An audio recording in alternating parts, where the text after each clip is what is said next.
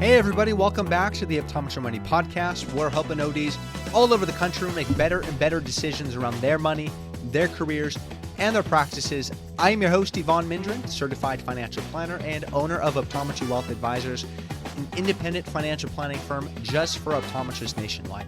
Thank you so much for listening. And on today's episode, I have another awesome guest, Dr. Larry Golson.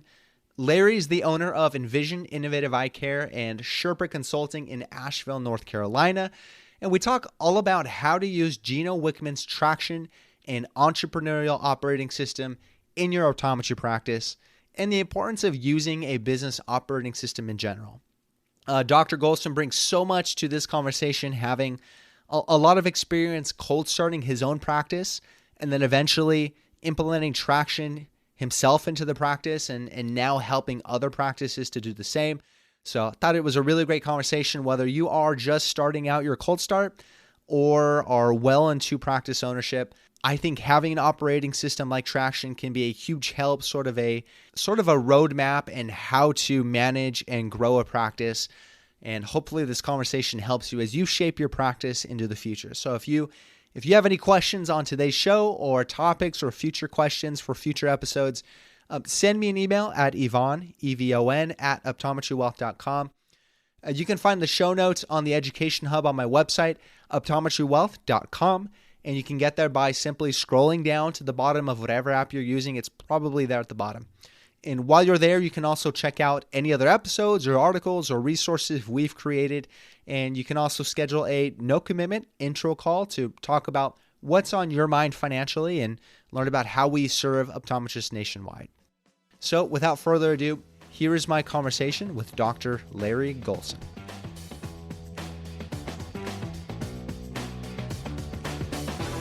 And welcome back to the Optometry Money Podcast. I am your host, Evon Mendrin, and on today's episode, I have yet another awesome guest. Would love to welcome to the show Dr. Larry Golson. Larry, thank you so much for coming on.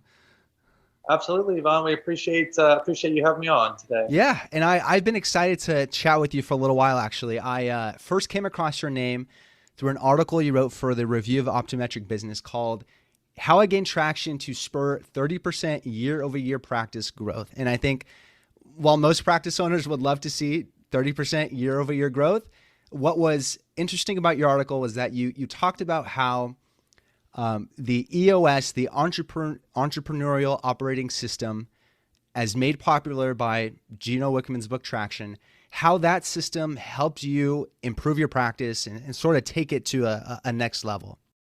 And I want to talk to you today all about what the EOS is, what the benefits are of using a business framework in a practice. I want to talk to you all about that today. But first, I just want to get your background a little bit. What originally got you into optometry? Yeah, great. Thanks for asking. And I kind of came to optometry in a path through college. I was originally going to be a financial advisor like yourself. My father is a financial advisor, and decided pretty early on as a freshman that wasn't the path I wanted to go. So I switched over to a biology major, and I want to be a veterinarian. I love animals. And after working for a few veterinarians, realized that also was not the path that I wanted to choose. And so I started looking at other health professions, and I found that the eye and vision itself, I found it to be fascinating. It was at the same time that I was getting into outdoor photography, and the kind of like similarities between a camera and the eye fascinated me. And so I decided to shadow a few optometrists, one of them being the one that I grew up going to, and really enjoyed just the office environment, the pace, the interactions with the patients. And it led me to apply to optometry school. I got accepted at the Southern College of Optometry in Tennessee.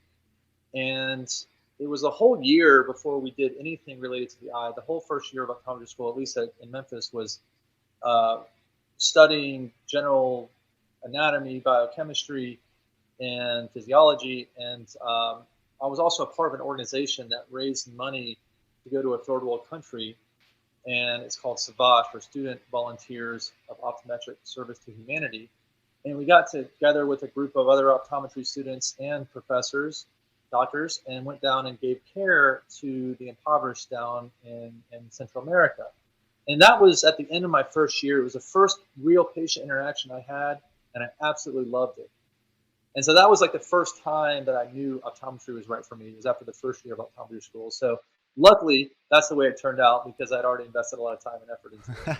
And how can other students or other optometrists get involved in in an organization like that? If they're interested in going overseas or to other countries to provide care, how can they get involved like that? So typically the optometry schools have some sort of club or membership with a group like Savage. It's called a few different names, but typically the optometry schools that I'm aware of have this kind of opportunity for students. And even after school, there is an organization that also does similar work. I know that the doctor and one of the associate doctors in my practice pairs up with his Rotary group, and they go down to Honduras once a year, and they not only give eye care, but also dental care and medical care as well to the impoverished in that country. And so there's lots of different opportunities for that if that's of interest. And I have to say, it's one of the most enriching experiences in my life. I did it not only my freshman year, but my sophomore and junior year as well. Cool. Yeah. Any information I'll find on that, I'll put into the show notes for anyone that is interested. And so you graduated in 2002, right? That's correct. Graduated in 2002, went back to my home city of Atlanta, Georgia. And after 9 years, 5 years of undergrad and 4 years of optometry school, Atlanta had changed quite a bit and had grown tremendously. It still has ever since 2002, but I practiced there for about 4 years, and during that time realized year by year that it just wasn't the place that I wanted to spend the majority of my career. And I knew I wanted to have practice ownership, Evon. So I knew that I needed to stay in a place for a while to develop the patients and the clientele that were necessary to run a practice. So I chose Asheville, North Carolina. 2006, I moved up here, and I moonlighted with a lot of practices, and I tried to partner with a lot of practices because I wanted to have ownership. And the moonlighting was great, just working in different areas of optometry, whether it was commercial, whether it was ophthalmology. I worked for a couple of opticals, seeing patients, and of course, different optometric practices.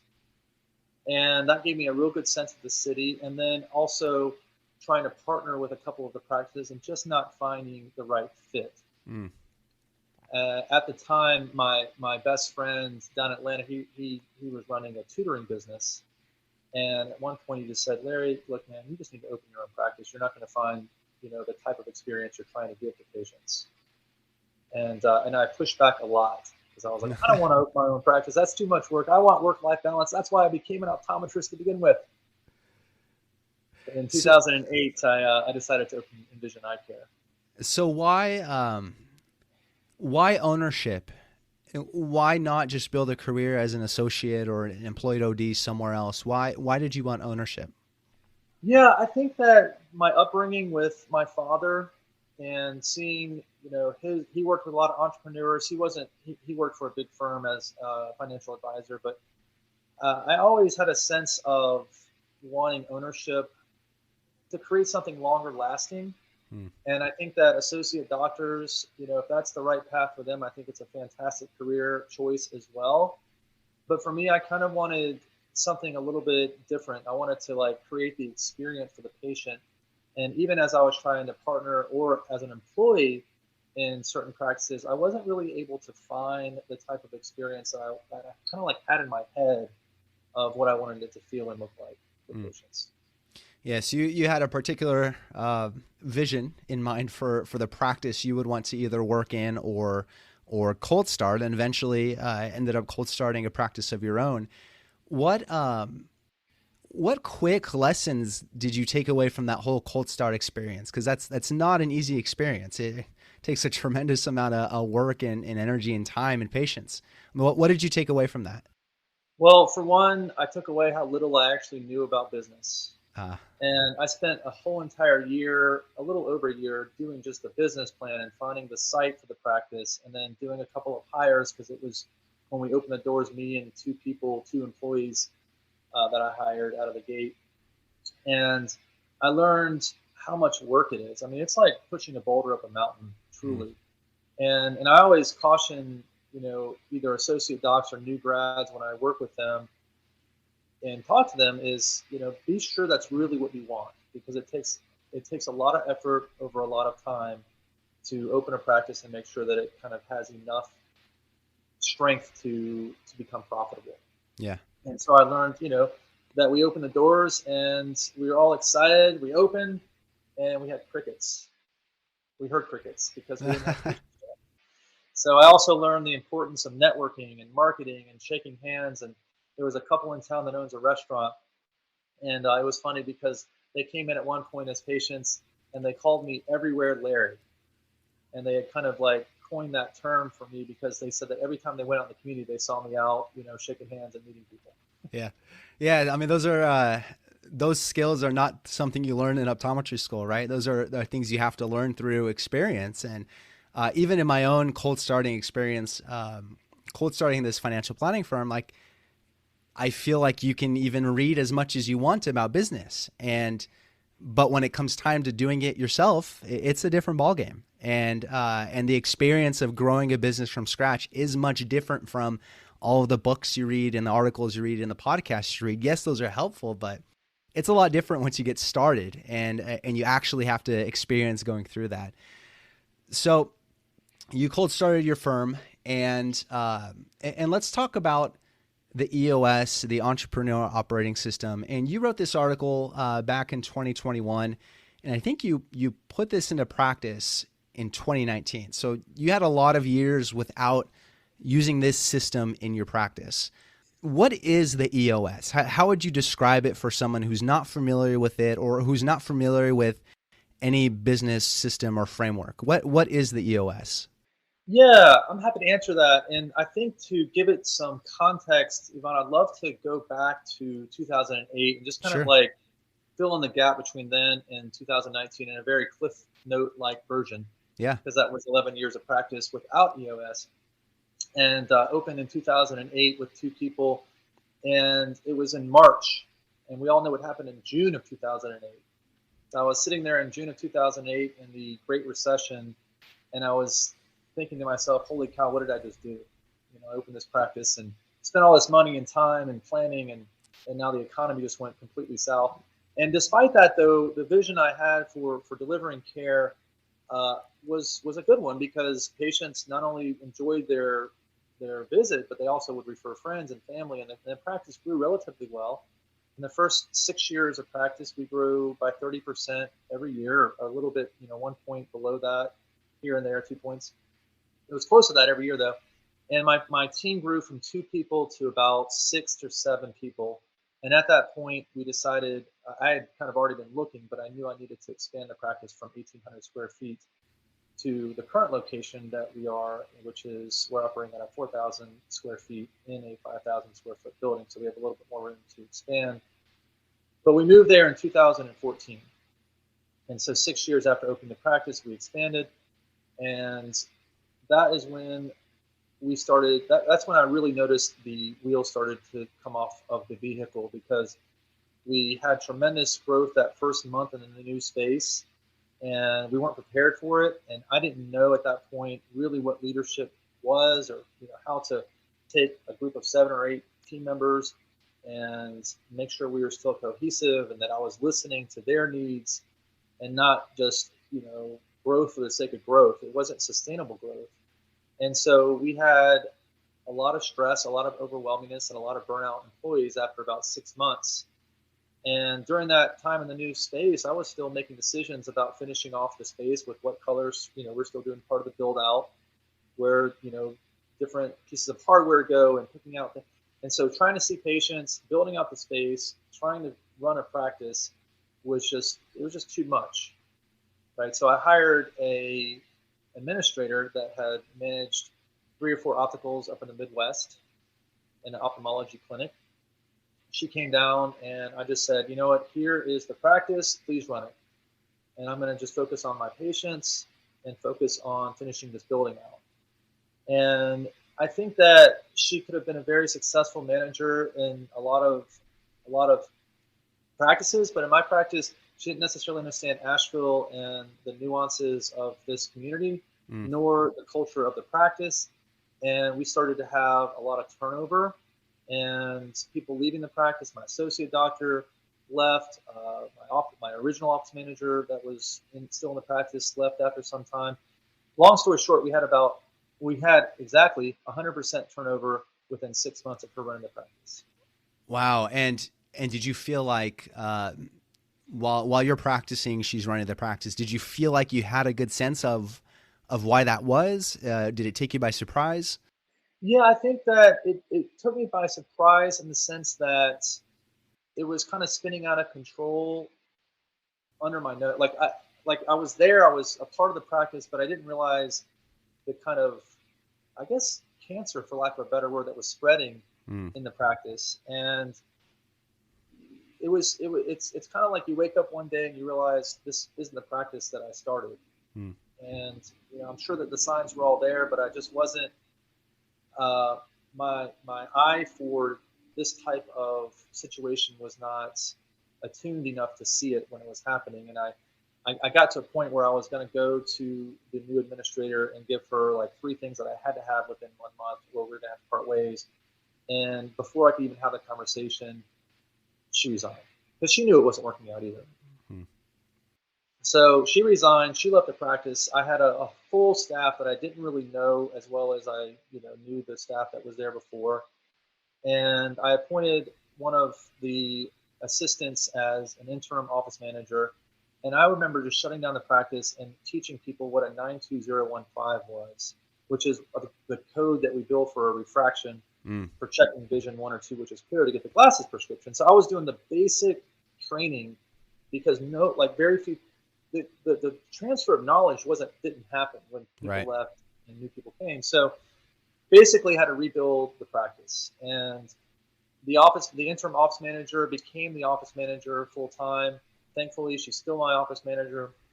We call her an integrator, which is the traction language for someone who runs the practice.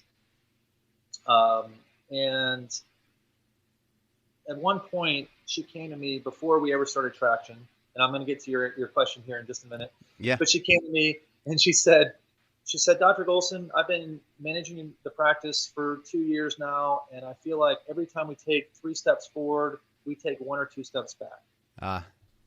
And I started to recognize, like, man, she's right. Like it's like we're not going where we want to go at the rate that it seems logical that we would go there. And so, we started looking at like, well, what are we missing here? Because clearly we're missing something. And as the leader of the organization, as the owner, it's incumbent upon me to make sure we're successful. There's a book by Jocko Williams, the Navy SEALs author, that is called Extreme Ownership. And in that book, he describes that when there's a failure in the organization, the failure is on the leader, not even necessarily on the person who actually did the action or didn't do an action. And so, I was handed this book by a consultant of mine called Traction one day. And I brought it back to the practice, and I told my office manager, I said, we need to read this book. And over the next 3 months, we read the book and we started creating the documents that we would need to run Traction, because we recognized right away this could be a solution for our forward backwards momentum. And we started to run Traction after about 3 months. Didn't really know how to do it. We were kind of like a garage band trying to figure it out. And we started to figure it out step by step, making some mistakes along the way. We promoted a person. An example of that was we promoted someone into leadership that we is still in that management position, but we didn't really let the rest of the team know that we were doing it. And so someone got really upset and left the practice over that. Wow. But what we learned with Traction is that, some people are going to get off the bus and some people are going to stay on the bus. And the right people are the ones that are going to stay on, and the wrong people are the ones that are going to get off, because it just might not be right for them.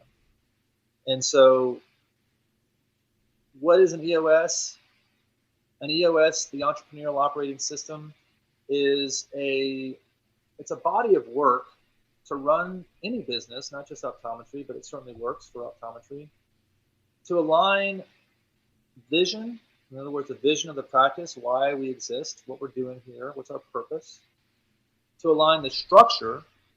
So I was just talking about promoting somebody into middle management, and what Traction does is it helps you really create a chart, like an organizational chart that shows who does what, who's in charge of who reports to who for what, gaining a lot of clarity. The system also helps align accountability. And Gino Wickman says very simply that the more accountability there is in any organization, the more successful it's going to be. And ultimately aligning the results for an organization. So aligning vision, structure, accountability, and results. And that's really what the Entrepreneurial Operating System does. Yeah, and the EOS is like you said, it's a system for running the business. It's a framework for running the business. And there are a lot of frameworks out there, but the EOS in Traction is a really good one. And why is it important, though, that a practice should use or should consider using a framework to run the practice? Like, why not just show up every day and kind of run it day to day how you feel like it should be run? Like, why implement something like that, a framework to run the business?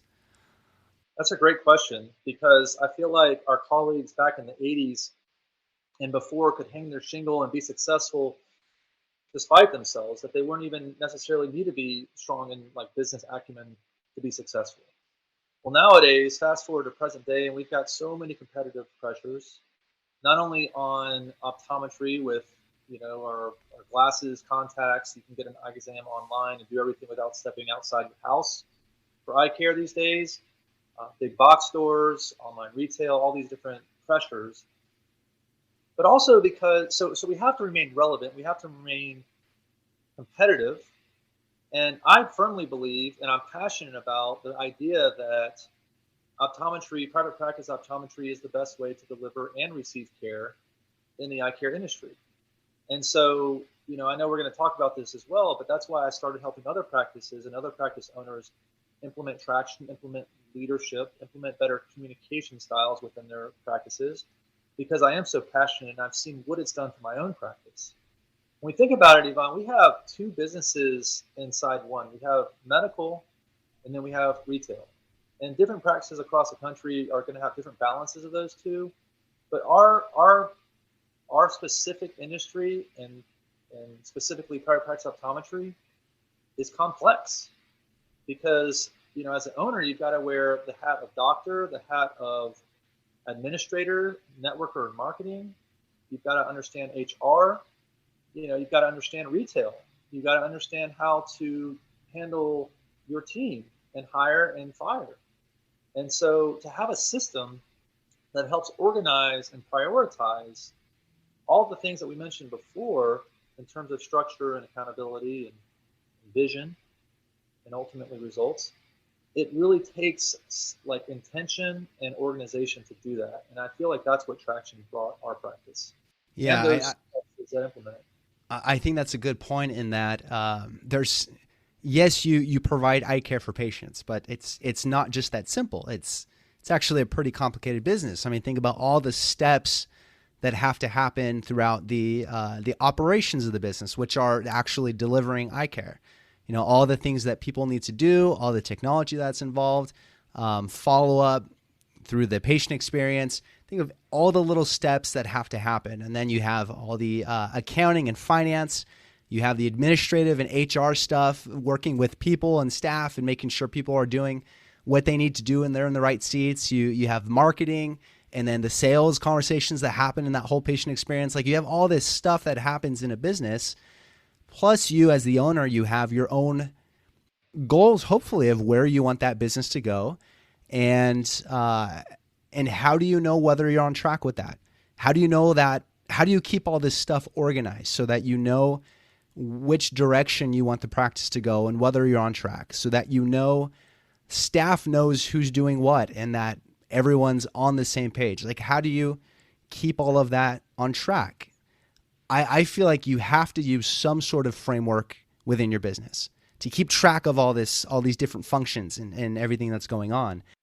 I think you sort of have to have some sort of framework in the business to know that you're you're taking care of all these different parts of your business, from finance to marketing and the patient experience. You're making sure that you're heading in a direction that you want to go, and you're not just reacting to things as they happen, but it's proactive, it's intentional. And what specific parts of Traction helped you change your business for the better? What are some of those specific parts of that book and that system that helped you out? Well, I would say that of the book itself, what helped us the most was understanding how to prioritize, how to structure, and give our team clarity. And what I mean by that is, when we were before Traction, we were kind of like took the shotgun approach, where we would try a whole bunch of different things all at once. Nothing ever got done really well. Before we had finished one item, we had gone on to 2 different ones. It drove my team crazy.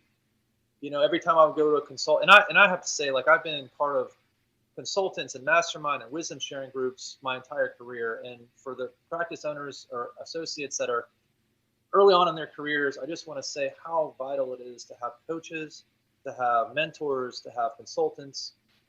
It's also very important because they're going to fill in the areas that we weren't taught in school and that you can't read in a book. And that, if we've made mistakes, that's okay. We have to learn from those mistakes. And so they teach us how to capitalize on the mistakes that we've made.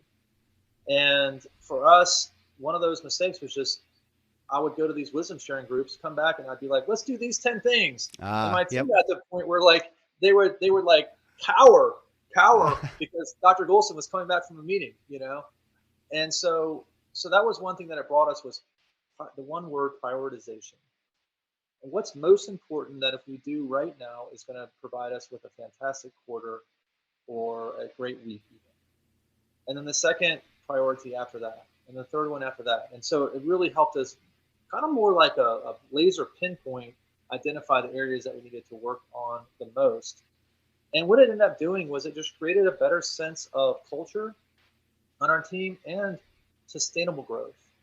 So rather than wild growth where it's just like a wildfire just spreading in all directions, this was very focused, intentional growth. And what Traction also brought was one thing that you mentioned a minute ago was, thinking about where you want your practice to go in the future. I had never thought beyond 1 year. Never occurred to me to plan for 3 years, let alone 10 years. Traction will help to have us think about those things. Where do we see this practice in 10 years? What are the goals that we want to put into a 3-year picture? And how does that break down even further into a 1 year set of goals with measurables? And so from there, we take that 1 year, and then every 3 months we're meeting to kind of decide how we're going to approach the next 3 months to reach our 1 year goals, which will then make us successful 3 years, and so on and so forth. Yeah. And that's one thing I really liked about it, is it forced you to, it starts, if you read through the book and the system, it starts with laying out your vision for the business, the practice, and the culture. And it starts with having huge, big, hairy, audacious goals, BHAGs about the distant future, and then it bringing that down into a closer future of 3 years, and then bringing that 3-year vision back to a 1 year goal, 1 year vision, and then bringing that down into an even smaller bit, into quarterly objectives, and then bringing that down into weekly meetings. So it forces you to think really long-term, really big long-term goals, but then it forces you to break that down into shorter and shorter periods so that it's not unmanageable. It's not this big unmanageable goal. It's really, you're really breaking it down to the core things that you need to do each quarter in order to get you to that 1 year goal. And then when you're getting to that 1 year goal, you're on your way to that 3 year goal. And then you're evaluating whether that 10-year vision is consistent, and it's still the same. So that's one thing I really liked about it, is it started out really, really big and long into the distant future, but then really broke it down into small, digestible bites. And they're called rocks in the book. So these are those big 90-day objectives that you want to tackle each quarter, the big 90-day things. What are some examples of quarterly things that were really important that you wanted to focus on each quarter? What are some examples of those? Yeah, so they change every quarter, and it's absolutely the way that it's termed in the book are 90-day rocks, 90-day goals. And, some examples, I'm just going to pull some examples out of my head for our current quarter, Sure. because the goal for rocks is to achieve 80% or more of them. And the idea is that if we achieve 100% of them, then maybe it was too easy. We didn't make goals that were kind of like had enough teeth in them. And if we hit less than 80%, then either somebody dropped the ball or we overshot. And so I'll give you one of my rocks for the quarter is to revamp the parking lot. And we're recognizing that we don't have enough parking spaces. We have about 24 out there in the lot, and there are days when patients walk in and say, "There's nowhere to park." And so, we went from one full equivalent doctor to 1.5 this year, almost 2. And so we're just on double doctor days. We don't have enough space. So that's one rock for me this quarter. Another rock for one of my the optical lead is to have a successful frame event. And so not only like executing it, but the planning of it and the marketing of it, and then the execution of it. And so that's another example of a rock. I'll give you one more for my clinical lead, and that was to hire and fully train a medical assistant before the end of the quarter. Mm. And so these are all things that we know are in our practices, and we're all doing these things to some degree at some point. But again, it's like what's most important this quarter 3, 2022, these were the rocks that were the most important for these departments right now. Mm. So how do you get the team on board with your vision? Like you go through this process and you get your vision down on paper, and the leadership, you and your office manager are on the same page. Like, how do you get the whole team on board so that everyone's moving in that same direction? Yeah, that's called magic. No, I'm just kidding. No, what that is, and that's such a good question, because any practice is, let me say this a different way. Most of the individuals that make up our teams within our practices fear change. Like it's going to be outside their comfort zone. And the sad truth is there's never growth outside the comfort zone, and there's never comfort in the growth zone. And so a lot of how we get the team involved, on board with this is, and I did this in my own practice, and I make sure that I coach practices that I work with who are learning how to implement traction. The same is to be very intentional about getting excited about traction for the team. So you're going to implement traction, excitement is contagious, and so is anxiety. And so is stress. So if we come to the team and we're stressed or we're anxious about it, they're going to feel that. If we're excited and very positive about it, they're going to feel that. And so one thing is how we frame it, which is through excitement. And, it really is something that's going to benefit the team. They just don't know that yet. And so part of it is, presenting the vision, presenting the plan for kind of like the next year, the next 3 years, and so forth. And then asking what questions they have. They're going to have questions. They're going to be, again, driven by fear a lot of times. But we want to really open up the floor to let them understand why we decided to do this. And in my practice, it was like the pain of going 3 steps forward and 2 steps back finally became great enough for us to say, we've got to do something. Yeah. And so we came to the team and we explained, listen, like we understand that we're still learning how to be better leaders for you. Well, here's a tool. And like any tool, the better we know how to wield the tool, the better we're going to be able to use it. And so we're asking for your support and for your trust. And this is more about leadership and fear of change management than anything, which is one thing that, traction, as awesome as it is, I think it falls short on is how to like present it to your team in a way that the team's going to buy in. Because when the idea of the vision for the practice is known by everybody and is owned by everybody, then amazing things happen, because everybody's rowing in the same direction at the same time, and we're really getting traction that way. Yeah. And so I think it's a lot of it really has to do with how it's presented and the reason why. And kind of like we say WIIFM, what's in it for me? So climbing inside of our team members' heads and saying, what would I need to hear to know that this is going to benefit? And then presenting that to them at the presentation. Yeah. So like I guess like everything else, it starts with leadership and it trickles down from there. How you present it, how it's coming off of you, whether you're excited or not about it. And then it goes from there. One of the sections or focuses of the system in the book is creating an accountability chart, and which isn't just an organizational chart with titles, but really listing out what tasks, what responsibilities each team member are responsible for, what's everyone accountable for. And one of the, or two of the major or primary people on that accountability chart are what Gino Wickman calls a visionary and an integrator, two in the leadership team. And if you look on your website, you publicly call yourself the visionary. And if you look on your website, you publicly call the office manager the integrator. What are those two roles? What do those titles mean, and why are they important? So the visionary is important because they are kind of like the chief of what's next, literally setting the vision for the practice.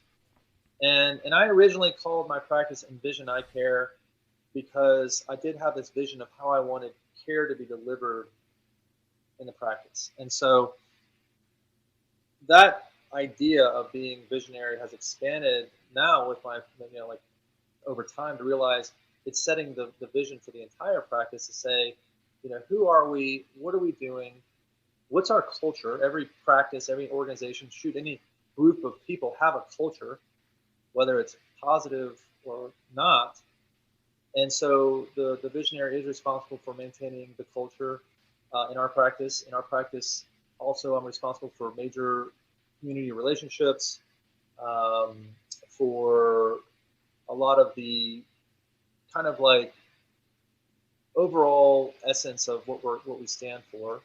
The integrator is the person who integrates the major functions of the practice, receiving information from the vision itself, the visionary itself, and integrating that into the major functions, which are typically, like an optometry practice, going to include the clinical side, the operations / admin side, the optical / sales and marketing side, and finally the finance or the financial side.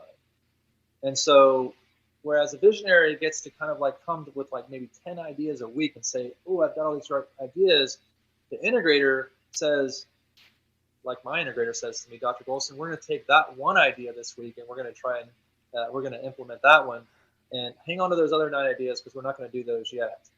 And it might not be time to do 4 or 5 of those ever. So yeah, it is a different role completely.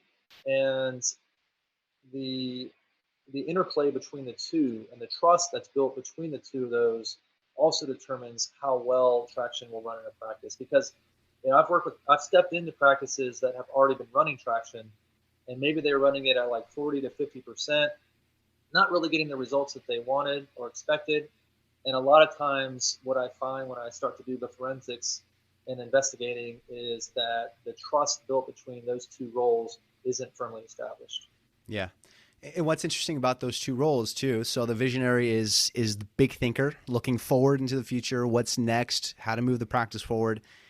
Integrator is the one that's detail-oriented, process-driven, trying to implement all these different ideas, sort of the glue that keeps the practice together. They're very different but complementary skill sets and personalities. I think it's a temptation that I've seen from many business owners in different industries of you want to hire someone just like you. You as the owner want to hire someone just like you. But in fact, the opposite is what's needed for your business to go to a next step. It's you need to hire someone who's bringing in that complementary skill set that maybe you don't have. How do practice owners know whether they're that integrator or visionary type? I mean, typically it is the owner of the business, the founder, that's going to be that visionary. But how do you know? Is there a self-evaluation you can do? And what are some questions you can ask? So the best way to think about that is, you're right. Typically, the practice owner is a visionary, because by the very nature of the fact that they own the practice, they had to have some level of like understanding. Hey, this is what I want to do. This is why maybe I want to step out of the associate or the independent contractor role and run / own something. And so more often than not, I have seen where the practice owner is the visionary. And, I think that there's obviously reading the book is a big way to understand who should do what in those roles. And also just thinking about, well, who is the one driving the decisions and who is the one who's thinking about what happens next month, next year, and how are we doing in our marketing efforts, and comparatively to our competitors, how are we performing? So there's usually someone who's kind of leaning toward that way more than another person. And, I work with one practice down in Atlanta, and the owner is a doctor who just wants to see patients. Mm. And her husband was an engineer, and now he runs the practice. And he's actually both the visionary and the integrator, because he's the one who's driving the practice forward. He's also managing the major functions of the business. And I remember looking at him one day and I said, "Are you both the visionary and the integrator?" And he kind of laughed and shook his head with a crooked grin. He said, "Yeah." And I said, "Fantastic. How quickly can we find somebody to be the integrator? Because you're a much better visionary." So we tend to hire people that are like ourselves. There is a tremendous amount of strength and diversity, if it's something that we know how to kind of like use correctly. Yeah. And sometimes, that can look different ways. Like you said, sometimes it's founder and office manager. Sometimes it's two partners. One holds skill sets or characteristics of a visionary, the other an integrator. Sometimes it's husband and wife. I've talked to husband and wife teams that are one goes one way, one goes the other. So it can look different ways. One of the focuses again of traction of the book is also making sure that you have the right people in the right seats. The right team members are doing the work that they should be doing, and they are a good fit for your vision and for the values of your business. How has traction, how has the EOS helped you to make sure that you have the right people sitting in the right seats and the right people are a part of your practice? Well, it starts with understanding that when we create the accountability chart, which is what you mentioned earlier, which is sometimes known as an organizational chart, but it basically looks like a family tree, and it shows a visionary at the top, and then it shows an integrator with, in the box below that. And then after that, it's like a line of the middle management. It depends on the practice size, of course, and, where the practice is. I really wish I'd known about traction the minute I opened my doors, or maybe even before that. But I will say to the listeners out there that it is a tool that can be used no matter how big your practice, how old or new it is. And what we understood was that we had to create the accountability chart based on what was best for our practice, not exactly necessarily who was in the practice at the time. Mm. And this is the most common kind of, I guess, false turn or wrong turn that people make, is they try and like fit people in the roles, into the boxes because they have these people, and they're like, well, we have to fit them in. But what you really want to think about, where is your practice right now in its evolution? And what would be the best chart to support where you are now and the growth that you want to accomplish? And so that's what I was mentioning earlier, is that we do the best to fit the people that are in the roles based on setting the chart first and then putting people in the roles. And you almost have to sometimes create the initial, this is where we are accountability chart now. This is the aspirational accountability chart where we're going to be in 6 months or 12 months, because we know that we need certain roles to be filled, and we know that we're, lacking in certain areas. But the right people in the right seats, I think that is something that you kind of like have to do the best you can when you start traction and creating that chart, and then you see what happens. Because as you fill in those roles within each box and what people are doing, what we find is that some people excel in certain seats and some people are not. And so it might be, there's like several combinations. You can have the right person in the right seat, and then you're golden. You can have the right person in the wrong seat, and then you got to think about, well, where else could this person thrive in the practice? Maybe we need to change them from an optician to a medical assistant. You can have the wrong person in the right seat, and that's really dangerous because, that's the kind of person that can really affect the culture in a negative way.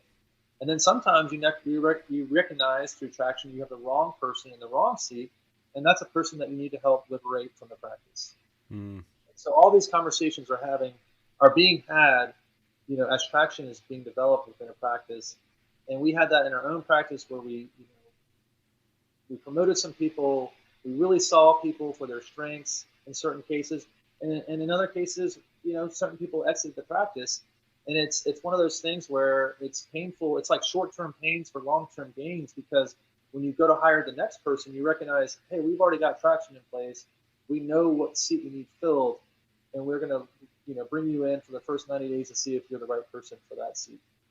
Yeah, that's interesting in that you're building this accountability chart for the future, right? You're seeing what you want that business to look like into the future, and it may be the same three people's names in each of those roles at the moment, but at least this is where I need to fill next. Like, this is the role I need to fill next, and then after that, you kind of have a strategy to figure out, okay, these are the things I need to hire for next. And it's also interesting how you mentioned that sometimes you have people that aren't good fit for roles. And that doesn't mean that person's not a good fit for your practice, but you need to put them in a role where they can excel. And I think that's important too. You don't need to be too quick to let that person go. Maybe it is about just putting them in the right opportunities so that they can sell, and making sure that you're training them appropriately to get the best opportunity that they can. Have you seen that a lot in your own practice, where you're seeing opportunities for certain team members to move to different roles, and have you seen growth come out of that? We have. Typically, when we hire somebody, we hire them for a role, and we're pretty sure that they're going to stay in that role. Okay. But we've also, that being said, our current optical lead, we promoted into that position. She was a patient care coordinator, so she was like a receptionist basically. And we're like, you've got management experience. I can see your drive. I can see your potential, and we're going to promote you into the optical lead position. And that's what we did. And this is early on in traction, so I'm going to call myself out here for making a big mistake. And when we made that promotion, we unveiled the accountability chart in a full team meeting. Nobody knew anything about it. And an existing optician in that department that had like 20 years of experience was like, are you kidding me? You're going to put somebody with no optical experience as my manager? And she did not show up to work the next day. Oh, wow. And never again. Yeah. So one of the things that I often tell clients that we work with is, we want to help you avoid some of the mistakes that we made along the way, whether it was pre or post traction, even as we're implementing traction. And so, once again, it's hard to say if we had pulled that person aside and said, hey, this is what we're thinking. We want to let you know this before you saw it in the full team meeting.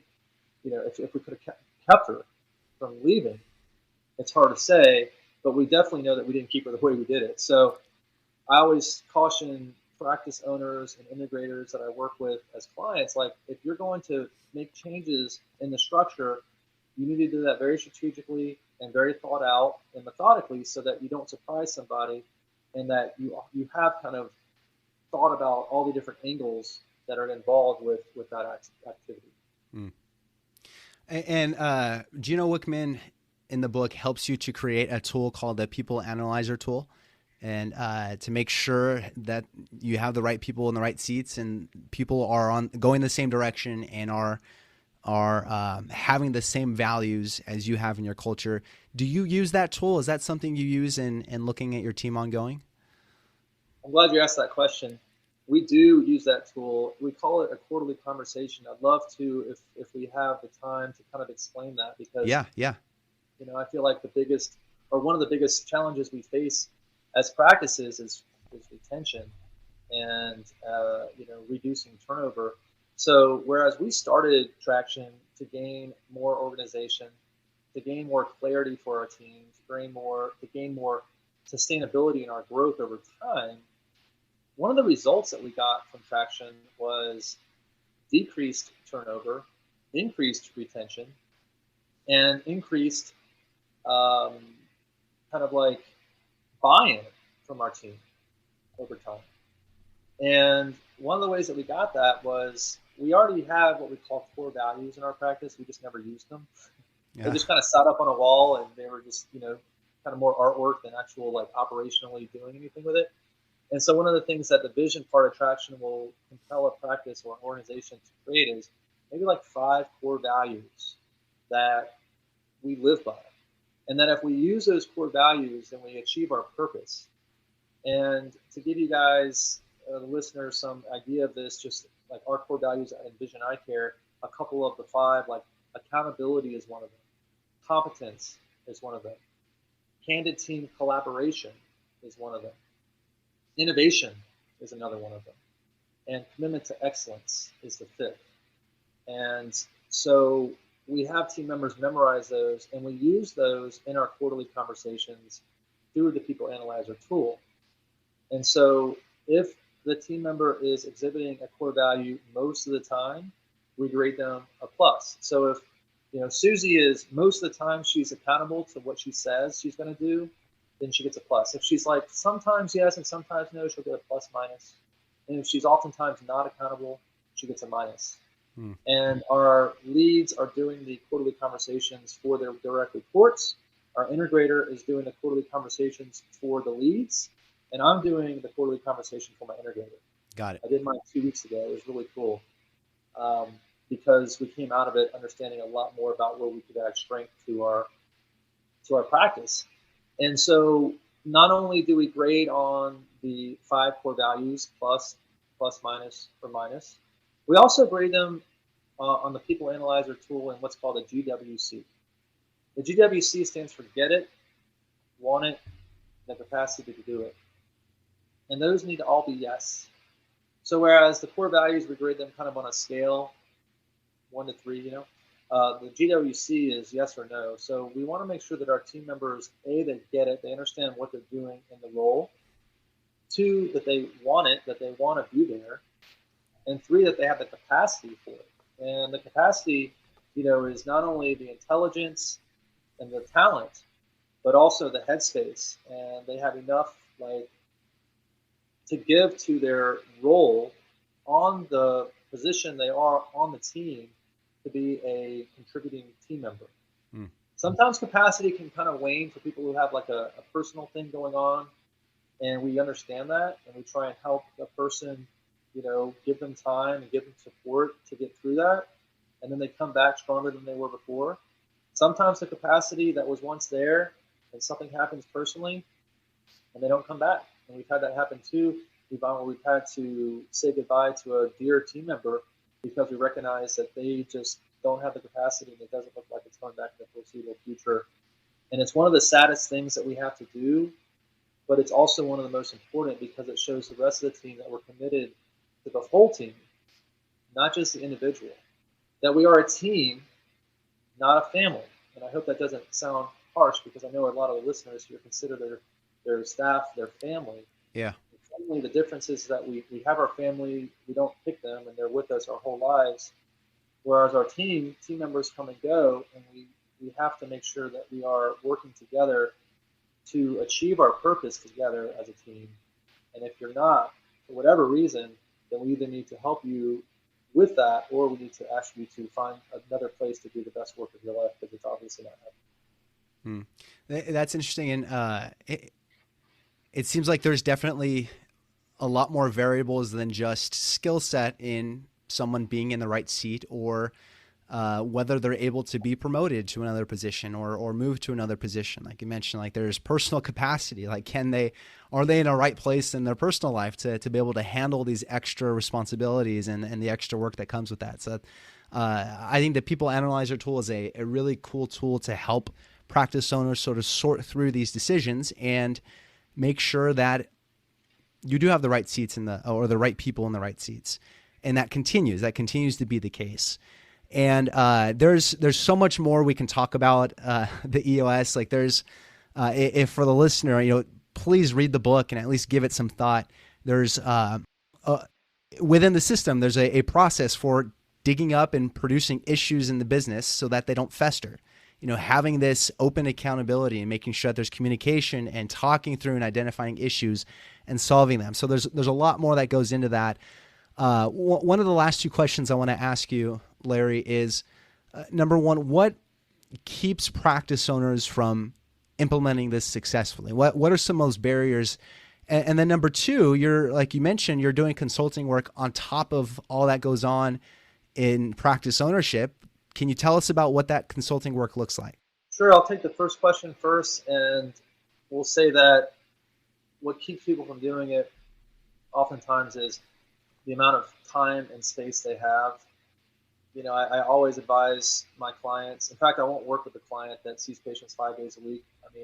They have to at least have one day to work on the practice instead of in the practice. And other things that I see are kind of like roadblocks is when there's not enough accountability.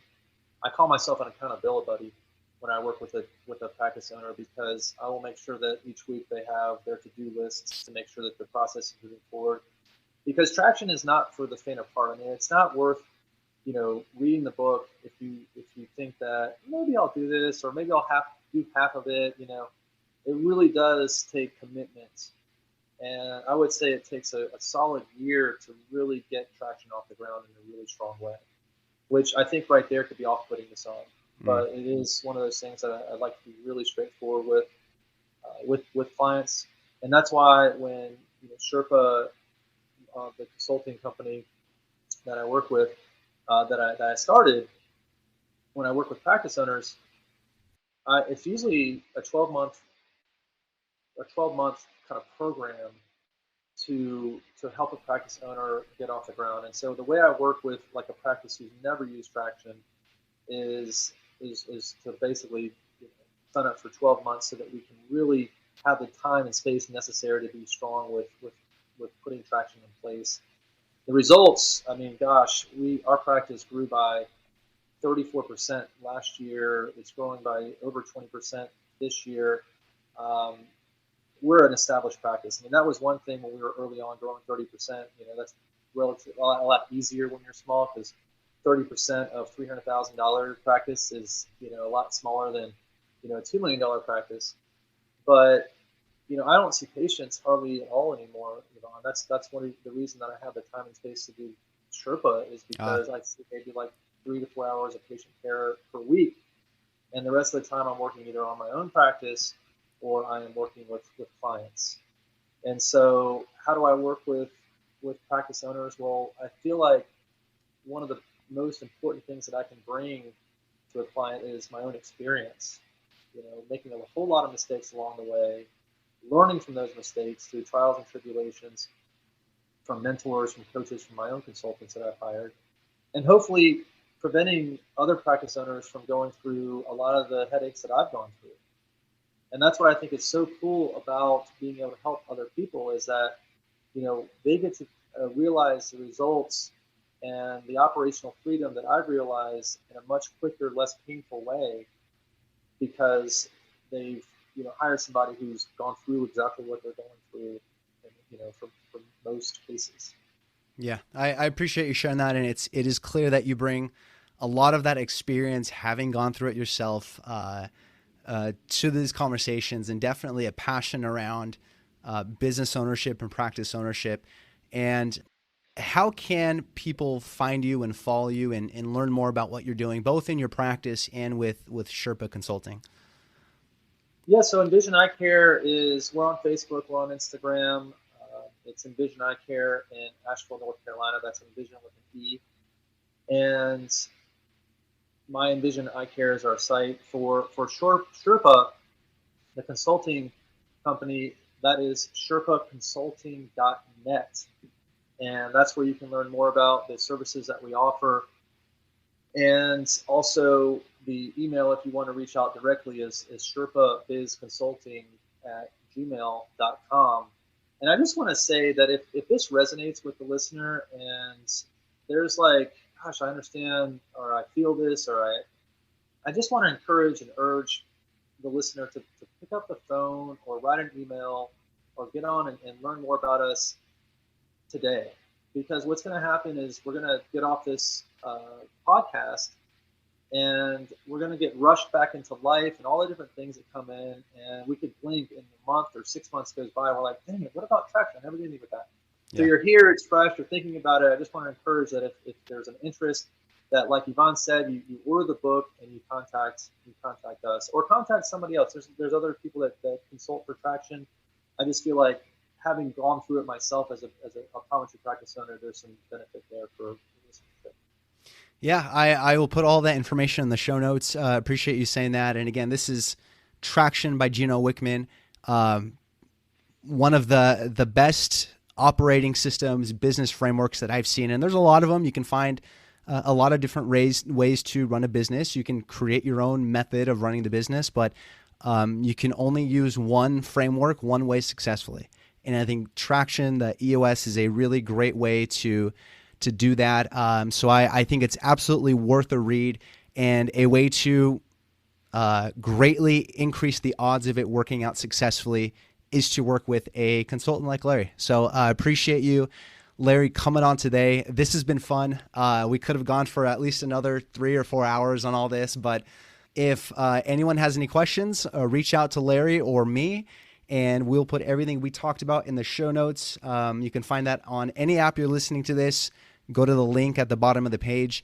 And in the meantime, listener, really appreciate your time listening today, and we'll see you on the next episode. Take care. Want more resources to help master your money? Check out the Education Hub on Evon's website at optometrywealth.com.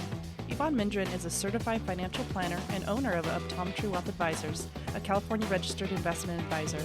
All opinions of Evon and his guests are their own.